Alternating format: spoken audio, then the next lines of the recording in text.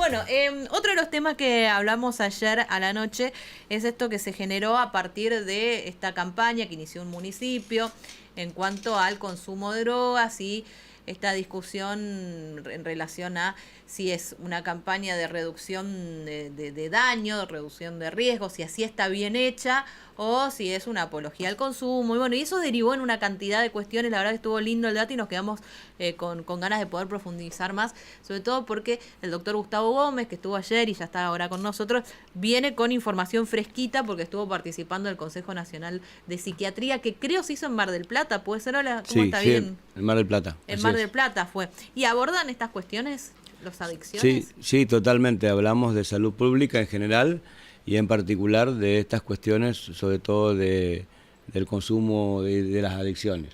Ayer daba algunos datos cuando planteaba, decía, primero explicó lo que es una campaña de reducción reducción de daños o reducción de riesgos y daños. Ahí está bien. Sí. Y dijo, ahora seguramente va a repetir, pero que el 90% de la población no tiene un consumo problemático, pero que el 10% de la población argentina tiene un consumo problemático. ¿De alguna sustancia?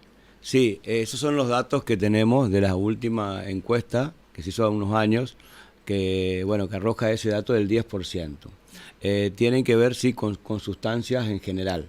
No, la sustancia que más se consume es el alcohol y, como decía también ayer, los antidepresivos y los ansiolíticos, también el cigarrillo. Pero perdón, doctor, en ese 90% ayer usted dijo, bueno, el 10% tiene consumo problemático y el otro 90% están entre los que no consumen y los que tienen consumo no problemático. Sí. ¿Tiene algún dato de cuánta gente no consume? Depende del rango etario, digamos. En los rangos etarios bajos, ahí tenemos un problema muy grave, es decir, desde los 12, 13 años en adelante hasta los 20, hay un consumo altísimo, en casi un 90%, que está vinculado justamente al alcohol. ¿Desde los 13 años? Desde los 13 años aproximadamente. Esos son los números que tenemos. Hay que aclarar que cuando hablamos de esta situación que nos convoca, estamos hablando de estrategias de prevención. Es decir, tenemos que diferenciar entre lo que es la prevención y lo que es el tratamiento. En ese sentido, lo que yo también les comentaba ayer es que vamos a contarle a la audiencia que la prevención empieza hoy por hoy a los 2 años. Realmente, con lo que me preguntaba Cristina del Congreso, se trabajó muchísimo en relación a las adicciones a las pantallas.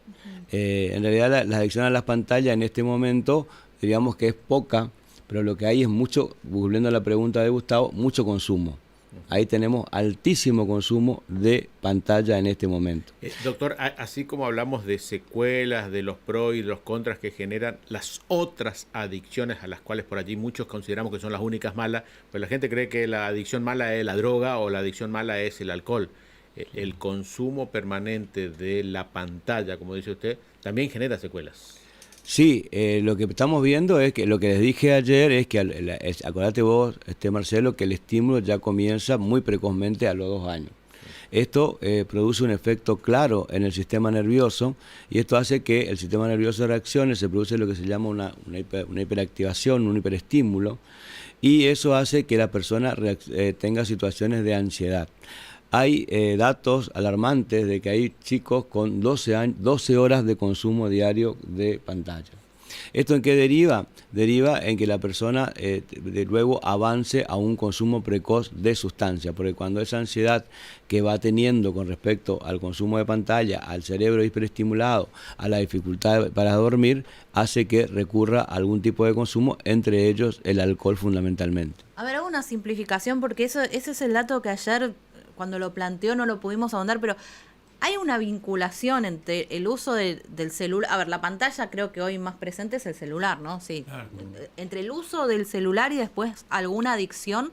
Sí, totalmente, Cristina. A ver, otra adicción, digo. No, por primero que ejemplo. hay una alteración del sistema nervioso. El sistema nervioso desde del niño va a ir ciertas áreas, que es la de la amígdala, que se va a ir hipertrofiando. Eso afecta también a otros núcleos, a otros centros, y esto hace que ese cerebro se ponga con cierta activación, tenga ansiedad.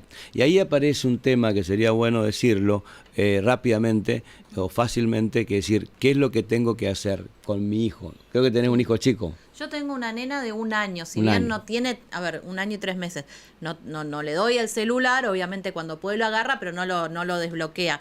Pero es impresionante cómo, yo creo que es porque uno está todo el día con el celular y entonces copian y ven lo que es. Pero es impresionante cómo tiene, o sea, una desesperación pero por agarrar los ver, celulares. Vos contás tu realidad. Yo te puedo contar la realidad que he visto en muchos lugares. Cuando el nene está inquieto, impaciente, lo primero que hacemos los padres es tomar el celular. Yo Sí. tengo una nena de 4 años en que el celular es parte de la mano. Claro. O sea, creemos que la forma de tranquilizarlo es Bueno. le da el celular. Ahí te Pero doy- doctor, usted sabe, pensando eso, le di a casa y hubo una charla familiar al respecto. Y la más grande, que tiene 14 años, por ejemplo, usted decía, bueno, no mirar la tele hasta los 6 años. Ella aprendió a sumar, aprendió a contar a los 3 años con la tele. Digamos, es una ventaja que le dio, o sea, los dibujitos, me acuerdo, era Jake el pirata y Mickey Mouse, que era la casa de Mickey Mouse, que estimulaban mucho el tema de contar, y aprendió a sumar y a contar a los 3 años gracias a eso. Y ahora a la más chica de 4 años, que ya baja, quiere un juego, ya sabe cómo entrar en Play Store, sin leer ya sabe utilizarlo. Si se le priva de estos elementos a los chicos, ¿no corren de ventaja después más grande, digamos, porque al llegar hasta los 6 años sin tener conocimiento de estas características, le va a dejar en desventaja con otros chicos? No va a estar en desventaja. Lo que que estamos explicando es lo que te explicaba, el efecto que tiene en el sistema nervioso central. Vos estás viendo algunas virtudes, digamos, cómo aprendió a sumar o la habilidad que tiene, pero eso está demostrado que produce un efecto nocivo. Un ejemplo, cambiando totalmente de tema, si yo me paso, o cualquier persona se pasa 10 horas sentada, le hace mal, y sin embargo está trabajando. Claro. Entonces el sedentarismo hace mal. Pero le respondo a qué viene esto también que dice Marcelo, que una técnica, digamos, una respuesta, aburrimiento. ¿Qué necesitan nuestros chicos? Aburrimiento. Es decir, primero necesitamos tolerar que te demande, que llore, haga un O berrinche. sea, como grandes tenemos que aprender a eso. tolerar el aburrimiento de los chicos. No, a tolerar la demanda. La Y el demanda cuando chico están se tiene aburridos. que aburrir. Tiene que aprender a aburrirse. Lo que nosotros llamamos aburrirse. Pero ¿por qué a ver, es aburrido estar aburrido? O sea, a ver, Totalmente. bueno, ¿por qué es importante? Es genial estar aburrido, porque esto me pasa no solamente con los chicos, sino me pasa también con los grandes. Muchas veces me plantean situaciones que están aburridos. El aburrimiento no es patológico. El aburrimiento no es patológico. La angustia desmedida, la tristeza desmedida es patológica. El aburrimiento no es patológico. Entonces ahí penetra este estímulo, que es, por ejemplo, gente que me dice los fines de semana, hablando de personas grandes, que están solas y entonces pasan viendo la televisión, Netflix, 12 horas por día. Eso tampoco hace bien a una persona grande. De manera que lo que tenemos que entender es que estas cuestiones que teníamos nosotros, por decirlo de alguna manera, que si bien es cierto que tenemos que aceptar la evolución, Sí. no podemos volver atrás, y hay muchas cosas buenas que tiene también, como lo decía Gustavo, produce ciertas alteraciones y tiene consecuencias gravísimas. Estamos en problemas bastante graves con esto que yo te digo, porque le estamos inoculando un hiperdesarrollo al sistema nervioso que va a tener su desencadenante. Es decir, estamos viendo lo que va a pasar, de manera que tenemos que prevenirlo. Esto va a ser gravísimo, así como veíamos nosotros en el Congreso, dentro de unos años. Hoy tenemos poca incidencia aún. Es fuerte lo que está, claro, lo que está planteando, porque ¿y a qué edades o cómo manejar el hecho de, por ejemplo, porque cuando son chicos son los dibujitos, o sea, chiquitos, el dibujito de cualquier plataforma para que mire. Después ya son los juegos, después ya son las redes sociales. ¿Cómo manejarlo? ¿La prohibición, el no acceso? Es lo que te digo, tenemos que trabajar bastante, tenemos que ocuparnos y tenemos que ponerle un límite. Justamente ahí se habla de 1 o 2 horas por día a un chico adolescente de que pueda tener el celular. Y estamos hablando de 12. Un chico de 12 años. No, 12 años, digo, de 12 horas. 12 horas. 12 horas. 12 O horas. sea, 1 o 2 horas, un adolescente sería Sí. el máximo no Exacto. nocivo para estar con un celular, con un juego. ¿La Play también entra en esto? Imposible, porque hoy hasta la escuela te obliga Claro, a estar, claro, lo que nos al ha estar pasado con la pegado virtualidad. Sí, bueno, pero espera, eso es verdad, Miguel. Pero bueno, pero lo que estoy hablando es que fuera Real. de eso tenemos que tener un control. Y acá hay algo muy, muy grave también que tiene que ver con el hecho de la información. Que Gustavo decía, aprendió a sumar. Esa sería una buena información. ¿Y las otras? ¿Y las otras informaciones?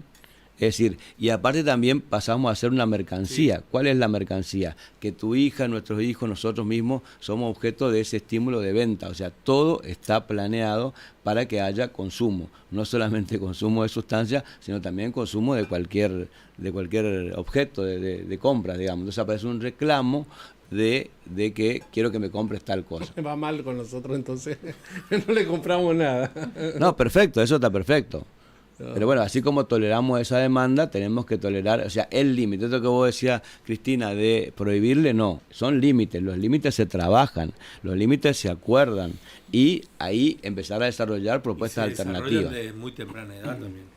Por supuesto, totalmente. Y también ejemplificadoramente, porque si nosotros llegamos a la casa y estamos con el celular en la mesa, obviamente que el chico ve eso y va a copiar eso. No es lo que vos le decís, no use el celular, porque lo primero que te va a decir es vos también usás el celular. De manera que esto requiere que hagamos un cambio rotundo, porque si no nosotros nos espantamos por estas situaciones que son graves, esto el 10% de la población que consume, pero existen una serie de factores que tenemos que ocuparnos. Así que me parece que es una situación importante. Yo lo que creo también lo del panfleto, que tiene su parte buena, ¿no? Que ha determinado que nos volvamos a ocupar. Y ahí hago un planteo también. Sí. Les recuerdo que hemos tenido, digamos, presencia en los medios cuando ocurrió lo de Chano. Después tuvimos presencia cuando ocurrió lo de la droga adulterada. Y ahora tenemos presencia porque aparece un panfleto. Realmente nosotros pensamos que esto es una pandemia. Es una pandemia. Con todos estos datos que tenemos actualmente, recién hablaba el director del Hospital Escuela. La mayoría de los siniestros están relacionados con el consumo de alcohol o de alguna sustancia. ¿Se puede dividir adicciones malas, buenas, no tan buenas? Porque hablamos del alcohol y casi que natural. Cada vez que me pasa esto, cada vez que hablan, el alcohol es la principal sustancia o el principal... La primera adicción. La primera adicción o el consumo problemático, en primer lugar, tiene el alcohol, después dijo el cigarrillo, el tabaco, luego Los psicofármacos. los psicofármacos. Pero uno cuando habla de drogas automáticamente piensa en marihuana, cocaína y drogas sintéticas. Se puede diferenciar y decir, bueno, pero estas es como que ya está, el alcohol ya, o sí la campaña que se haga tenga que tener integrado todas estas cuestiones, porque uno lo ve como en distintos niveles de perjuicio, y el alcohol, como está mucho más presente, como está socialmente aceptado, como no es ilegal, parecería que es menos malo. Te agradezco la pregunta, porque realmente eso es un error conceptual. La adicción es mala de cualquier sustancia y también de cualquier conducta. Y vamos una ejemplificadora, que a lo mejor padecemos algunos de los que estamos presentes acá, tal vez yo sea uno, al trabajo. Entonces hay una conducta adictiva. La conducta adictiva no es buena, ni la conducta adictiva ni ninguna sustancia es buena. Eso para Gamboa, que no quiere agarrar ningún feriado. Es adicto al trabajo. Ah, muy bien, está bien. Hay que tratarlo urgente. Hay que tratarlo urgente, sí, hay que tratarlo Entonces, esto es muy bueno lo que vos decís, porque muchas veces hemos recibido situaciones donde aparece un consumo de alguna sustancia que no es visualizada por los padres, es visualizada por los padres como algo angustiante y no existe tal vez una adicción a esa sustancia no lícita para que se entienda, y se visualiza cuando se investiga que hay un consumo extremo de alcohol. Sin embargo, eso no, así como un poco lo decías vos, eso no es visto, no es preocupante. A ver, lo pongo con ejemplo. Un padre va a la consulta preocupado porque su hijo fuma marihuana. Exactamente. Y cuando uno indaga se da cuenta que fuma marihuana, sí, pero además todos los fines de semana termina dado vuelta porque toma cerveza. O toma, Vos lo dijiste muy así. bien, así tal cual. Y en la consulta no aparece el problema del alcohol como un problema y sí el de la marihuana. Exactamente. Y ahí aparece lo que vos preguntás. ¿Hay una adicción o hay un consumo problemático importante, grave, que va a traer consecuencias? Sin embargo, hay una gran angustia y una gran desesperación. Por eso es importante lo que planteás, porque tenemos que entender que tenemos que ver los consumos en general y la conducta en general en realidad sobre el consumo, y no tiene que ver con la sustancia. Esto es un gran tema también que tenemos que entender. Han habido claros Eso es lo indicios. que le decía ayer a Gustavo, dijo, tenemos que debatir, vos haces énfasis en las sustancias. Claro, ¿Cómo es? A ver. eso iba a decir. La sustancia, de ese punto de vista, es es inerte, o sea, no tiene vida la sustancia. El que tiene vida, el que tiene una conducta, es el sujeto. O sea, nosotros tenemos que trabajar con el sujeto, con esto que hablábamos de los niños, con esto que hablábamos de las costumbres también, de la cultura, como si es el sujeto el que va hacia la sustancia. En el único caso que se conoce de que la sustancia ingresa al organismo sin que un consentimiento de la persona, es en la trata de blanca. En todos los demás hay una decisión, en cierta manera, de la persona. Ahí hay que aclarar que hay vulnerabilidades, es decir, los chicos adolescentes son vulnerables, porque existen muchas razones y muchos estímulos, y los niños, decíamos recién también con el tema de las pantallas, que predisponen al consumo. Es decir, hay una inducción en cierta manera, pero siempre podemos trabajar con el sujeto para que el sujeto decida no hacerlo. Y ahí es donde tenemos que seguir trabajando esto que estábamos hablando anteriormente. Sí, yo puntualizo el tema de la sustancia por los efectos de uno y otro. No es lo mismo la marihuana que la cocaína. Yo no quiero que mi hijo consuma marihuana, ni Yo no cocaína, quiero que ni consuma alcohol, nada, ni alcohol, obviamente, nada. A ver, Pero al ver, hagamos un poquito de historia de lo que ha ocurrido en los países latinoamericanos o en Estados Unidos respecto a cuando ingresaba la marihuana y cuando ingresó la cocaína, en todos sus efectos, digamos, no solo en el efecto del individuo, sino también en el impacto que ha tenido en esas sociedades. Y la verdad que la cocaína ha sido devastadora, y hoy la cocaína está quedando corta en relación a otras sustancias que también están ingresando. Exactamente. Lo que noto es que estamos muy preocupados únicamente por este tipo de drogas, pero yo quiero que miremos las estadísticas del verano en las playas de la Argentina, en donde ingresan el triple o 4 veces más chicos con coma alcohólico, porque no le damos ni 5 artículos al alcohol. El alcohol es como que ya está incorporado. Sí, totalmente, pero lo que vamos a seguir con la sustancia, o sea, es cierto, Gustavo, existen no solamente la cocaína, sino otras sustancias y sintéticas, y la verdad que es innumerable. Estuvimos viendo algunas clases donde existen cosas que realmente no es muy preocupante, digamos, lo que se tiene que ver con la sustancia. Pero insisto, pueden haber millones de sustancias, pero el tema es cómo nosotros nos posicionamos ante la sustancia. ¿Se entiende? Entonces, si nosotros logramos de que nuestro hijo o nosotros mismos nos posicionemos desde otro lugar, elaboremos, digamos, estrategias o conceptos o posturas ante eso, pueden traer toneladas de lo que sea si no consumimos. ¿Se entiende? O sea, es un verbo, como yo digo, que es consumir, no es un sustantivo, no es la droga el problema. El verbo tiene que ver con consumir, y el consumo está hecho por un ser humano, por una serie de circunstancias. Ahí tenemos que trabajar en un montón de cosas. Y otro tema que queda pendiente seguramente también son los tratamientos, ¿no? ¿Existe un consumo no problemático? Sí, existe un consumo no problemático. Yo puedo decir que tengo un consumo no problemático, no sé ustedes, pero yo consumo alcohol, digamos. Pero y no es problemático porque no me afecta en mi salud, lo hago de manera adecuada.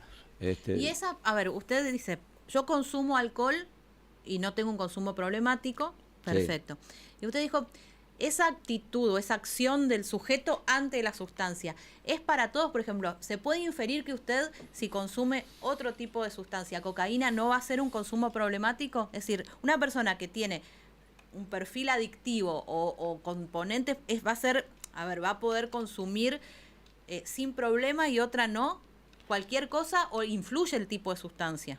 No, influye el tipo de sustancia. Hay sustancias que son más adictivas que otras, son más peligrosas, como decía Gustavo, que tienen componentes más nocivos para el organismo y afectan en mayor medida.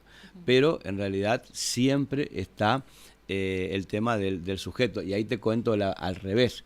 hay personas que han estado, y justamente de eso se tratan los tratamientos, que han estado muy adictas. Hace poco ayer veía, no sé si ustedes vieron un boxeador de peso pesado, que contaban que había sido campeón y había sido detectado con, creo que cocaína, le suspendieron 3 años y volvió a estar, y ahora volvió de nuevo, es campeón, ha dejado de consumir. Entonces, ahí fíjate vos cómo aparece la capacidad, en cierta manera, de la persona de dejar de consumir. Eso tiene que ver con los tratamientos. Pero en realidad hay vulnerabilidades, hay determinantes que hacen que uno sea adicto a cualquier cosa, como te decía, las conductas, el trabajo, el sexo, el juego y a la sustancia. Entonces, ¿qué se pone en juego acá? ¿Cómo vos te vinculás con? De la misma manera podemos decir con un auto, o sea, vos podés andar un auto a baja velocidad o a alta velocidad. Consumo Respeto, ¿dónde es el libro?